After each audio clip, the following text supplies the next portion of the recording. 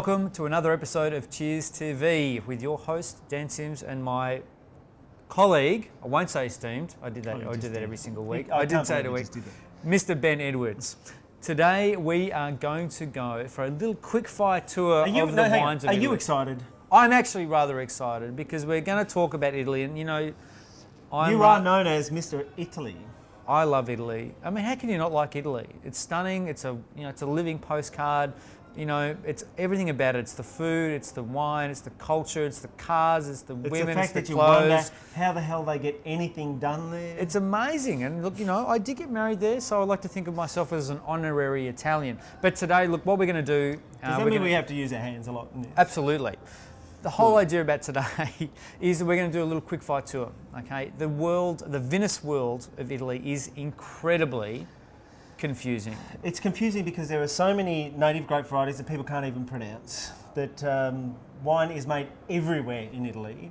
That you just look at it and you say this is too hard, and so a lot of people do put it in too hard baskets. So what we're going to endeavour to do today is to break it down into sections that you can easily understand, identify, and then maybe take to your next dinner party and sound pretty cool with. Absolutely. So what we're going to do is we're going to kind of start off with a little bit of a north to south style. Okay, so we're going to look at the northwest, northeast, then we're going to head to centre, and then we're going to go south. Okay, but this is not it. You know what? It's not even the tip of the iceberg. No. It's a tiny little insight into the wonderful world that is. So, and the thing about Italy, and there's a lot of fun to be had with Italian wines. And that's it. And as you say, it's all about fun. It's about enjoying it, getting in front of people, having a drink, and food and wine go hand in hand. If you drink Italian wine by itself, you're never going to really get into it. You're doing yourself a little disservice. Because absolutely. You need the food, and the reality is that tannin and acid drive just about all Italian red wines, and very little fruit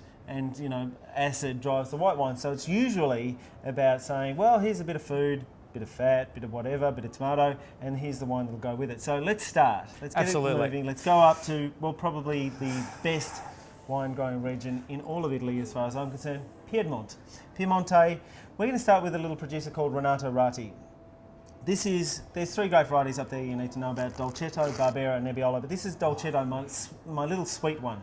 2009 vintage, Renato Ratti. Well, personally, in the past, they've been a bit on the rustic side.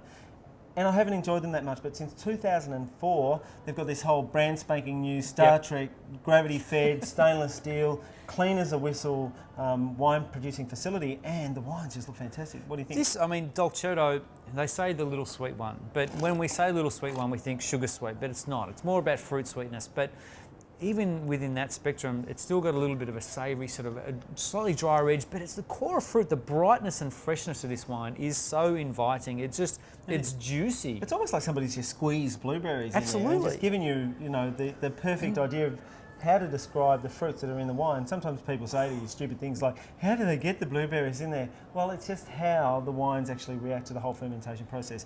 That looks particularly good today. I enjoy that. No, it's a 91 point wine, but in terms of a drinkability scale, if we did one, that'd be right up there. It's a very good introduction to the style. Renato Ratti, the Dolcetto, really lovely. Piedmont, we love Piedmont. I want to go back there. Yeah. So we're going to stay in the north, and Dan's a bit of a fan of the Veneto. So this grape variety, Valpolicella, tell us a bit more about it, Dan. When I say I'm a fan of the Veneto, I've had, there's a massive wine fair called Vinitaly in the Veneto every single year in Fair Verona, and it's a really great way to understand and learn. It's like part fashion parade, part wine fair, part complete carnival. But look, when it comes to the wines, this is a little Valpolicella from Allegrini. Now, I'm generally not a massive fan of the wines from Valpolicella. I tend to be a little bit rustic, but this particular wine, blend of Corvina and Rondinella, in that sort of light to medium bodied spectrum. Yeah, definitely. It's juicy and accessible, and absolutely. This is a pizza wine. It's a pizza wine. It's an easy drinking, low tannin, low acid sort of style. Now, juicy, fresh. It's a little bit rustic today. It's a little bit rustic, and when we say rustic, that's like code phrase for saying there's a bit of Brett in this wine. But the Brett doesn't bother me so much on the finish. It's got that sort of barnyardy complexity, but it follows through with some lovely sweet fruit. So, it's not a problem. You will enjoy that next time you go out and have a beautiful pizza. Absolutely. Now, Tuscany. It's absolutely stunning. It is literally rolling hills, vineyards, you know, oak forests, the whole thing. It's beautiful. And it's where you got married. It's where I got married, Indeed. in Volterra. Love it.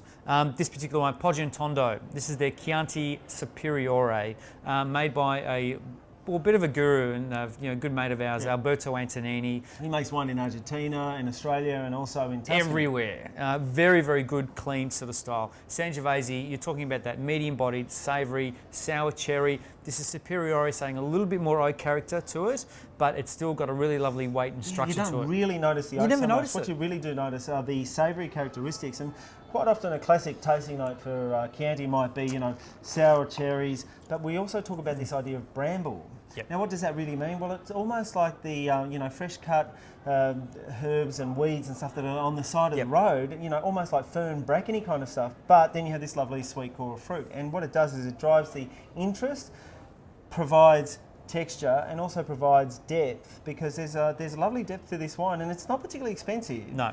But it is a beautifully created, crafted, well put together. 90 points, lovely wine. Porchetta, Oh yes, without please. doubt. No Okay. no pork belly on that one. Or porchetta, I think. Now, heading further south. Surprisingly enough, the further south you go in Europe, the warmer it gets.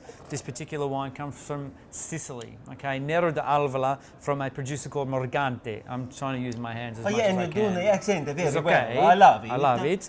Nero d'Alvala. Okay, it's a richer sort of style. It's kind of dense, brooding, kind of, you know, earthy, almost like a charcoaly kind of element to Well, it. there's as a lot of well. volcanic activity in that area, so you know you get that coming through in the wine. And I think in terms of its complexity, while it's loaded with sweet fruit, underlying core of interesting savoury character that is a direct result of the soils it comes from. 89 points. 89 points. Good chord of ripe fruit. Actually, I think this is a wine that would appeal to Australian wine drinkers. Absolutely. On that note, you've had a quick tour of the map of Italy. this time, and so north, centre, south. That's a quick way to put it together. But next time we'll concentrate on region by region. Absolutely. And on that note, I reckon we can say cheers. Cheers.